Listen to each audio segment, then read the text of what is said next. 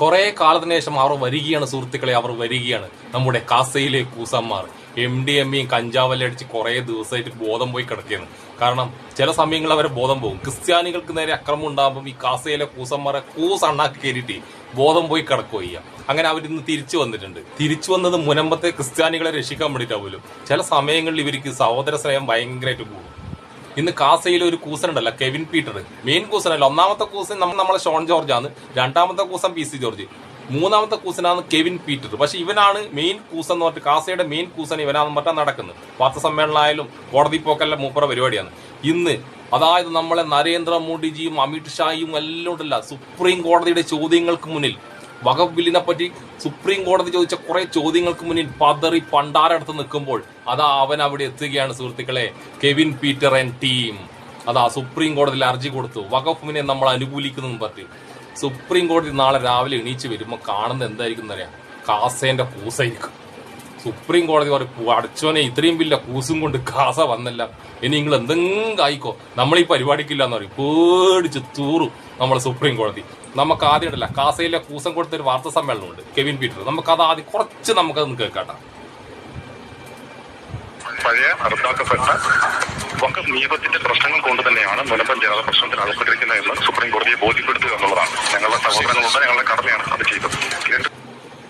നമ്മുടെ സഹോദരങ്ങൾ, മുനമ്പത്ത് നമ്മളെ സഹോദരങ്ങൾ, പ്രത്യേക സമയങ്ങളിൽ മാത്രമേ ഇവർക്ക് മുനമ്പത്തെ സഹോദരങ്ങളെ കാണും കേട്ടോ. മണിപ്പൂരിൽ ആക്രമിക്കപ്പെട്ടപ്പോൾ, ക്രിസ്ത്യാനി ആക്രമിക്കപ്പെട്ടപ്പോൾ ഇവർക്ക് സഹോദരന്മാരല്ല അവര്.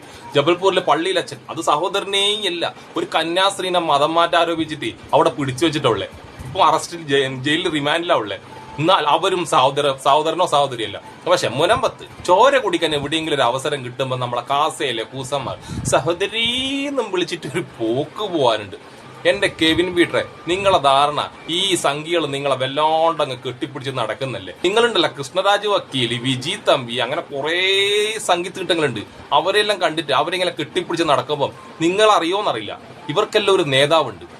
നേതാവ് the lady super star of സംഗീ, വിശകല ടീച്ചർ.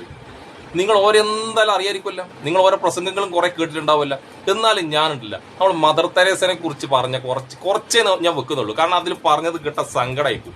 പക്ഷെ കെവിൻ പീറ്ററെ, നിന്നെ പോലത്തെ കാസകൂസന്മാർക്ക് ഒരു സങ്കടം ഉണ്ടാവില്ല. നിങ്ങൾ സംഘികളെയും കാട്ടി സംഘികളെ ഷൂ ആക്കാൻ നടക്കുന്ന നായ്ക്കളാണ്. എന്നാലും ഞാനത് ഇവിടെ വെക്കുന്നത് എന്റെ കെവിൻ പീറ്റർ പറ്റുമെങ്കിൽ ഒന്ന് കേൾക്കണം കേട്ടാ. കെവിൻ പീറ്ററെ സപ്പോർട്ട് ചെയ്യുന്ന അബദ്ധവശാൽ കാസയിലായപ്പോയ ക്രിസ്ത്യാനികൾ ഉണ്ടെങ്കിൽ അവരും കൂടി ആ വിശകല ടീച്ചറുടെ കുറച്ച് നല്ല സാഹിത്യപരമായ ഒരു കവിത ഞാനിവിടെ വെക്കണത് കേൾക്കേട്ട.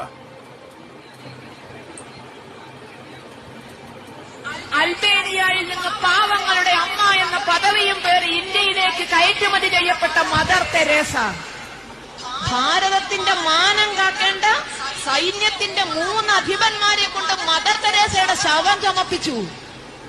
ഇവിടുത്തെ ഹിന്ദു പ്രതികരിച്ചു വന്ന് ഞങ്ങളുടെ നാട്ടില് ഈ കുരിശ് കമ്മിയാണ്.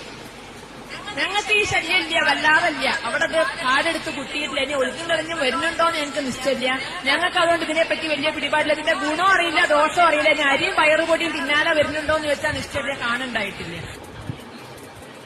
കുറച്ചേ ഞാൻ വെച്ചിട്ടുള്ളൂ. കെവിൻ പീറ്റർ ഷോൺ ജോർജും പിന്നെ PC ജോർജും അന്തനും ബദിരനും മൂകനും പൊട്ടനും മന്നബുദ്ധി അല്ലാന്ന്.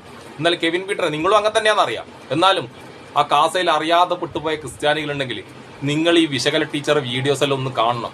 യൂട്യൂബിൽ അടിച്ചാൽ മതി. ഇമാതിരി വർഗീയത. നിങ്ങളൊരു മുസ്ലിമിനെയാണ് ഈ പെണ്ണുങ്ങൾ പറയുന്നത്. അയ്യോ, ക്രിസ്ത്യാനികളെ പറയുന്നതെല്ലാം കേട്ടിട്ടുണ്ടെങ്കിട്ടില്ല. നിങ്ങളുണ്ടല്ല കാസയിലെ കൂസന്മാരെല്ലാം ഉണ്ടല്ല, കൂസണ്ണാക്കലായി പോകും നിങ്ങൾ സത്യായിട്ട്.